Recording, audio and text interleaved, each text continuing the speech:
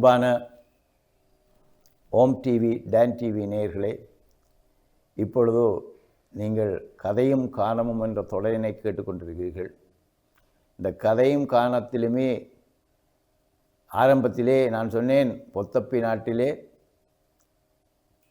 நாகன் தத்தை வீட தம்பைக்கு திண்ணனார் என்ற ஒரு குழந்தை கிடைக்கிறது. அந்த திண்ணனார் வளர்ந்து தனது இளமை பருவத்தை அடைந்ததும் நாணன் என்ன அதாவது நாகன் என்ன செய்கிறார், அவரை கன்னி வீட்டைக்கு அனுப்புகிறார் நண்பர்களோடு. அவர்கள் 2 நண்பர்களோடு, நாணன் காளன் என்று சொல்லப்படுகின்ற இந்த 2 நண்பர்களோடும் அவர் கன்னி வீட்டுக்கு செல்கின்றார். அங்கே செல்கின்ற காட்சியை உங்களுக்கு நான் காட்டினேன். இப்பொழுது அவர்கள் அங்கே வேட்டையாடி ஒரு நல்ல பன்றி ஒன்று கிடைத்து விடுறது. ஒரு கொழுத்த பன்றி ஒன்று கிடைத்திருக்கிறது. அவர்களுக்கு மிக சந்தோஷம். அந்த பன்றியை இங்கே மலை அடிவாரத்தில், அங்கே திருக்காலத்தி மலை என்ற ஒரு மலை இருக்கிறது. அந்த மலையிலே குடுமித்தேவர் என்று சொல்லப்படுகின்ற எம்பெருமான் லிங்க வடிவிலே இருக்கிறார்.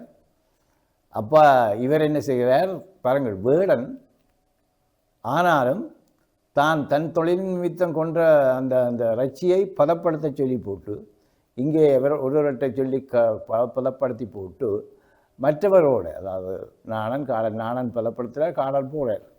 காடனோடு சேர்ந்து இந்த மலை அடிவாரத்திலே இருக்கிற அங்கே சமைக்க சொல்லி போட்டு இவர் குடுமித்தவரை பார்ப்பதற்காக அங்கே போகிறார். அப்போ இப்படி போகும் பொழுது அவரோட வித்தியாசமான உணர்வை பெறுகிறார். நானா என்னுடைய உடல் பாரம் குறைகிறதாக தெரிகிறதே. இங்கே காலன் சமைத்து கொண்டிருக்கிறான், நாணனோட சேர்ந்து தான் அவர் போய்கொண்டிருக்கிறார். மேலே போக போக தனக்கு உடல் பாரம் குறைவதுமாகவே ஒரு வித்தியாசமான உணர்வு இருக்கிறது. ஓமையா, இங்கே திருக்காலத்தி மலையிலே குடுமித்தேவர் என்ற பெருமான் இருக்கிறார். உங்களுடைய அப்பாவும் வரும்பொழுது இப்படியாக வந்து போகிறவர் என்று சொல்லி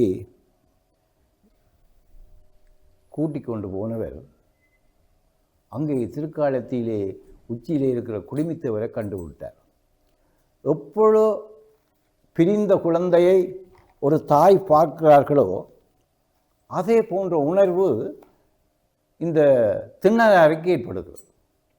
அப்படியே போய் கட்டி பிடிச்சி உச்சி மோந்து, ஐயா ஐயா ஐயா, நீங்கள் தனியாக இங்கே இருக்கிறீங்களே, உங்களுக்கு உணவு தர ஒரு இவரும் இல்லையா, உங்களை பராமரிப்பதற்கு இவரும் இல்லையா, நீங்கள் இப்படி தனியாக இருக்கிறீர்களே என்று சொல்லி தனியாக வனம் தன்னில், தனியாக வனம் தன்னில் தங்குவது இது முறையோ சொல், தங்குவது இது முறையோ சொல், தனியாக வனம் தன்னில் தங்குவது இது முறையோ சொல். ஏன் இந்த கோலம் என் தேவே நீ சொல், ஏன் இந்த கோலம் என் தேவே நீ சொல், நான் உந்தன் பிள்ளை நீயே என் தந்தை, நான் உந்தன் பிள்ளை நீயே என் தந்தை, அழகோ முறையோ தகுமோ நீ சொல், அழகோ முறையோ தகுமோ நீ சொல். துணையாக நான் வந்தேன் கனியோடு பாராய், துணையாக நான் வந்தேன் கனிவோடு பாராய், என் உயிரே இங்கே நாவல் என் உயிரே என்னை பாராயோ தனியாக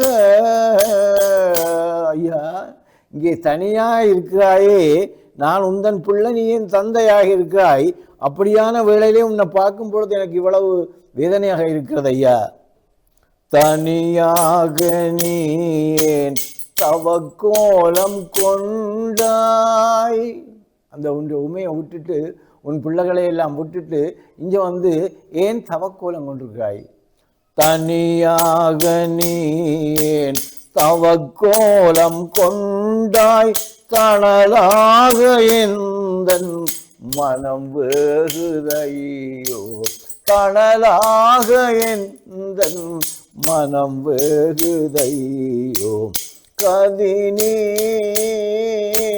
மதினி பதினி விதினி கதினி மதினி பதினி விதினி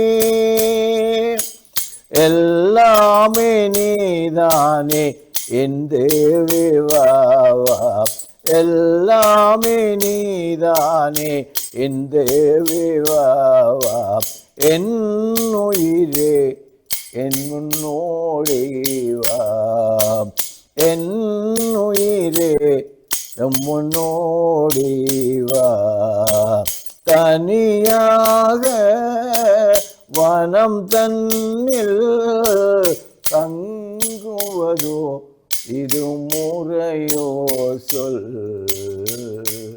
ஐயா இப்படியாக நீ தனியாக இருக்கிறியே இதோ நான் உனக்கு வேண்டிய எல்லாம் கொண்டு போடுவேன் கீழே நல்ல பண்டி ஒன்று வெட்டி அங்கே அவங்க சமைச்சு கொண்டிருக்கிறான் நான் எல்லாம் உனக்கு சாப்பாடு கொண்டு போகிறேன் என்று சொல்லி போட்டு அப்படியே ஓடி வருகிறார் இங்கே அவன் அருமையாக அந்த பண்டியை வெட்டி அவர்களுடைய பாசையிலே சொன்னால் மிகவும் பதப்படுத்தி சாப்பிடக்கூடிய அளவுக்கு அங்கே அவன் வாட்டி வதக்கி வச்சிருக்கிறான் யார் நாணன் இவர் காலனோடு தானே வந்தார் ஆகவே இப்பொழுது ரெண்டு பேரும் அவரும் கீழே வந்துட்டான் ரெண்டு பேரும் சேர்ந்து பார்க்கிறார்கள் இவர் ஓடி போய் என்ன செய்தார் அதை பார்த்து இந்த ரச்சியை எல்லாத்தையும் இந்த வேலால் அந்த ஈட்டியால் கிழித்து பார்த்து சாஃப்டானதை பார்த்து தான் நன்னி பார்த்து சாஃப்டானதுகள் எல்லாத்தையும் அதாவது மென்மையானது எல்லாத்தையும் ஒன்றாக வைத்துக்கொண்டு அங்கே போய் வழியில் இருக்கிற அந்த மலர்களை புழுங்கி தன் தலையிலே வச்சுக்கொண்டு மலர்களை புழுங்கி தன் தலையிலே வச்சுக்கொண்டு பொன்முகலி ஆற்று என்று ஒரு ஆறு அங்கே ஓடுகலாம்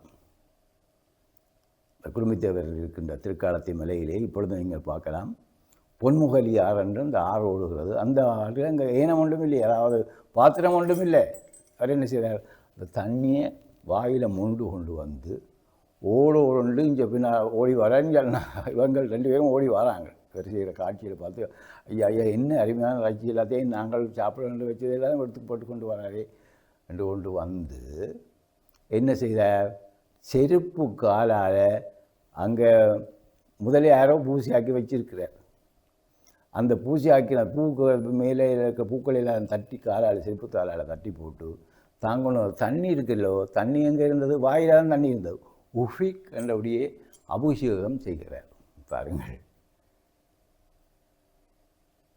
அங்கே இதற்கு முதல் அங்கே சிவகோசரியார் என்ற ஒரு அந்தன பெருந்தகை இந்த திருக்காலத்தி அப்பருக்கு பூஜை செய்கிறது வழக்கம் இது நம்ம பேருக்கு தெரியாது ஆனால் அவர் பார்க்குற நேரம் அவர் தனியாக இருந்தார் அப்போ இது எல்லாத்தையும் இந்த இலையை எல்லாத்தையும் போட்டது ரெண்டு சொல்லி போட்டு அவர் எல்லாத்தையும் செருப்பு காலால் தட்டி போட்டு தாங்கணும் அந்த பூவை அதுக்கு சூடி போட்டு அதாவது வாய்க்கில் இருக்கிற நீர் தான் அபிஷேகம் பால் தயிர் எல்லாம் வாயில் இருந்த நீர் அபிஷேகித்து தான் தலையிலே சூடி வந்த கொண்ட மலர்களை எல்லாத்தையும் மலையில் வச்சு கும்பிட்டு போட்டு ஐயா ஐயா உங்களுக்கு பசி இருக்கு ஐயா நீங்கள் நல்லா சாப்பிடணும் ஐயான்னு சொல்லி தான் கொண்டு வந்த அந்த பண்டி இறைச்சியை வைத்தாராம். இறைவன் மிகவும் மனமும் வந்து சாப்பிட்டானாம். அந்த காட்சியை கண்டு இவர் உருகிவிட்டாராம் என்று வரலாறு சொல்லுகிறது. என் அன்பானவர்களே, இங்கே பாருங்கள், இங்கே தான் நாங்கள் சிந்திக்க வேண்டிய செயற்பாடுகள் சில இருக்கின்றன. அவன் பாசத்தோடு கொண்டு வந்த அந்த பண்டிகையை இறைவன் சாப்பிடுகிறானாம். அவர் தான் சுவைத்து பார்த்து அந்த இறைச்சியை சாப்பிடுகிறானாம். தான் தலையிலே தூடின அந்த மலரை இறைவன் ஏற்றுக்கொண்டானாம். அந்த செருப்புக்கால் அபிஷேகத்தால் துடைத்ததை எல்லாத்தையும் பெருமான் ஏற்றுக்கொண்டானாம். இப்படியாக உங்களுக்கு உணவு தர யாரும் இல்லாத இந்த வேளையிலே இப்பொழுது நான் வந்து உனக்கு தருகிறேன் என்று சொல்லி அங்கே எம்பெருமானுக்கு வேண்டிய நித்திய நைமித்திய பூசைகள் மாதிரி ஒரு பூசை முறையை அவர் என்ன செய்கிறார்? எம்பெருமானுக்கு செய்கிறார். செய்து போட்டு அன்று இரவு முழுக்க அவர் வீட்டையும் போகவில்லை. அந்த இரவு முழுக்க அங்கேயே தங்கிட்டார். தங்கி போட்டு விடிய வந்துட்டார். இங்கே விடிய என்ன நடக்கிறது? வழக்கம் போல இந்த சிவகோசரியார் என்று சொல்லப்படுகின்ற அந்த அந்தன பெருந்தகை எம்பெருமானுக்கு பூசை செய்ய வருகிறார். பார்த்தார், என்றும் இல்லாதவாறு மாமிச வாடை நாத்தம் அடிக்குது. அதாவது இப்போ மாமிசம் நாங்கள் எல்லோரும் சாப்பிட்றோம், எங்களுக்கு கலந்திருக்கிறோம். நாங்கள் மாமிசம் சாப்பிட்றவர்களும் இருக்கிறார்கள், சாப்பிடாதவர்களும் இருக்கிறார்கள். இந்த மாமிசம் சாப்பிடாதவர்களுக்கு இந்த மாமிசத்துக்கு முன்னால் போனால் ஸ்பெஷல், அதாவது விசேடமாக முகர்வு கூட இருக்கும், மணக்கும். சரியா? இந்த மாமிசம் சாப்பிட்றவர்களுக்கு அது அருமையான சுவையாக இருக்கும். பொரியல், மீன் பொரியல் பக்கத்தில் வீட்டில் பொரித்தால் இந்த வீட்டில் 4 வேளை ஜலம் பெறும், வாய் ஊறும். அது அவர்களது வாழ்க்கை முறை, சமயம், அந்த அனுஷ்டான முறைகளில் நாங்கள் சிலர் சாப்பிடாமல் இருக்கிறோம், சிலர் சாப்பிடுவோம். இப்போ இந்த வகையிலே ஐயா என்ன செய்கிறார்? ஐயா மாமிசம் சாப்பிட்ற இல்லை. அப்போ அவருக்கு வந்ததே அங்கே வரவே இங்கே மணக்க துவங்கிட்டு. அப்போ இதை என்னடா இப்படி எல்லாம் இருக்கிறதே, என்ன செய்கிறது என்று சொல்லி அவர் மனம் வருந்தி கொண்டு பார்த்தார் அந்த கோலத்தை. என்ன குறை விட்டேன் ஐயா,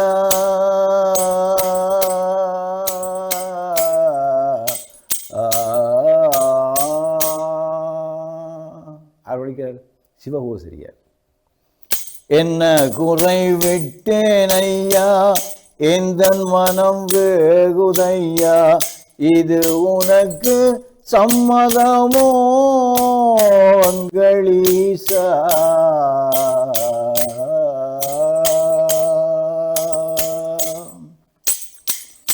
என்ன குறை விட்டேன் ஐயா, எந்தன் மனம் வேகுதையா, இது உனக்கு சம்மதமோ அங்களீசா.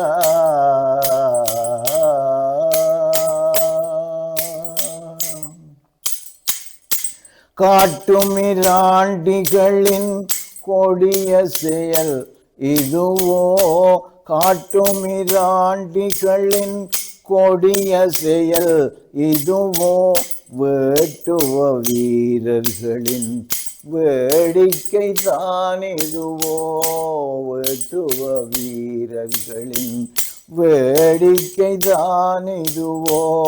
என்ன குறை விட்டேன் ஐயா, எந்தன் மனம் வேகுதையா, இது உனக்கு சம்மதமோ அங்களீசா.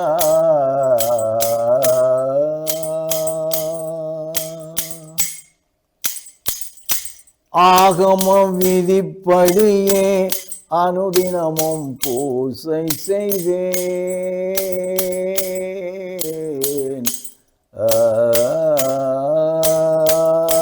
ஆகம விதிப்படியோ அனுதினமும் பூசை செய்தேன். அர்ச்சனைகள் பலவும் அன்புடனே செய்து வந்தேன். உனக்கு அர்ச்சனைகள் பலவும் அன்புடனே செய்து வந்தேன். இச்செயலை உன்மனதே இறைவா, இச்செயலை உன்மனதே இறைவா ஏற்கிறதோ தெரியவில்லை இச்செயலை உன்மனதே இறைவா ஏற்கிறதோ தெரியவில்லை என்ன குறை விட்டேன் ஐயா எந்தன் மனம் வேகுதையா இது உனக்கு சம்மதமோ இறைவா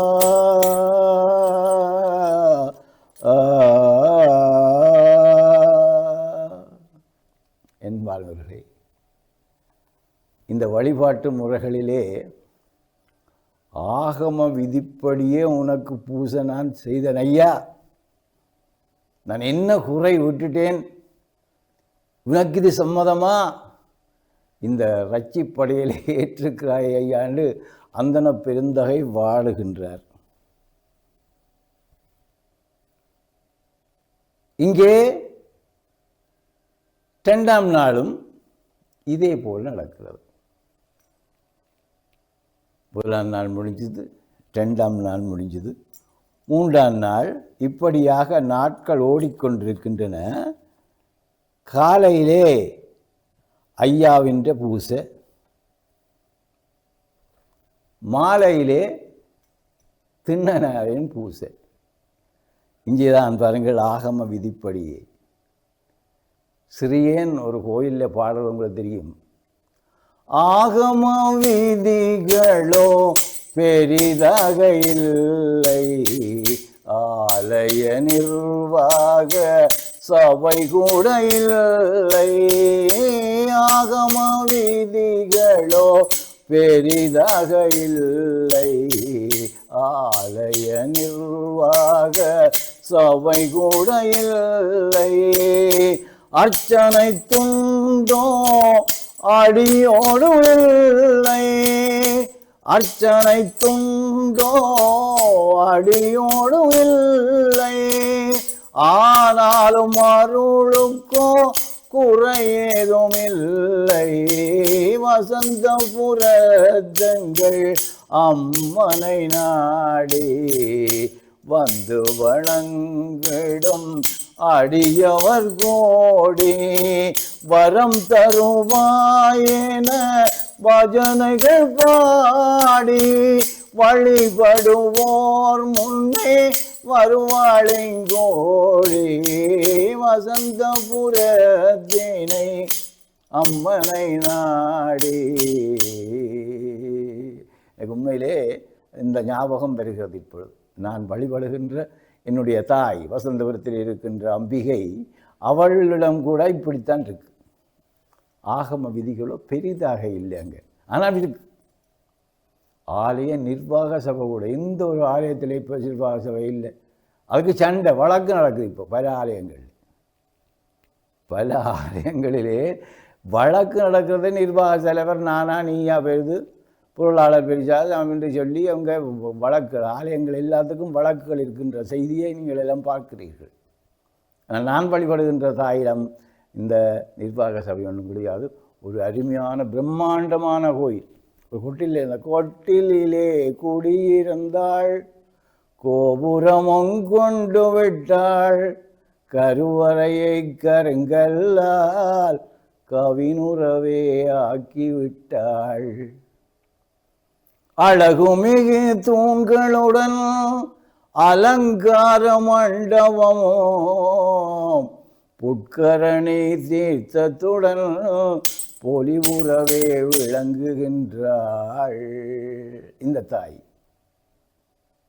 ஆலய நிர்வாக சபை இல்லை, அர்ச்சனை துண்டில்லை, ஆனாலும் அருளுக்கோ குறைவு இல்லை.